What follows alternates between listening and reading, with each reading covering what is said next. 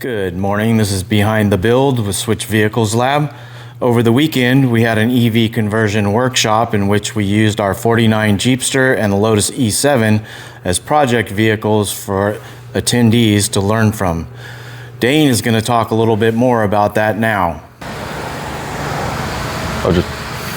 So for this part, we had the class essentially put the motor and the controller back on to the Lotus with the adapter plate that mounts with the transmission, and it has your clutch, or sorry, your clutch plates.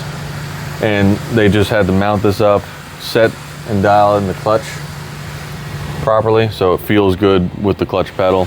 And that's all they pretty much did here to demonstrate how to put a motor with a transmission from a bug.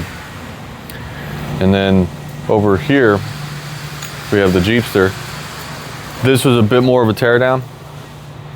We removed prior to the class getting their hands on it, we removed all of the boxes, the 12-volt batteries, the DC to DC,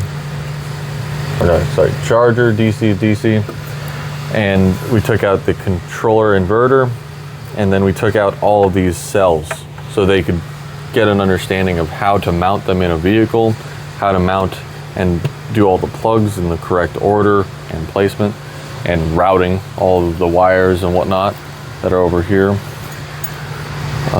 And then filling the coolant and then bleeding the coolant, since this is a water-cooled system for this one. Not the batteries itself, but the controller needs cooling during operation. Awesome, great. Thank you for your time, Dane. Thank you. If you're interested in attending a workshop or in one of our EV conversion kits, please contact Scott at Switch Vehicles 707-503-9863. That's Scott at Switch Vehicles 707-503-9863. Have a great day.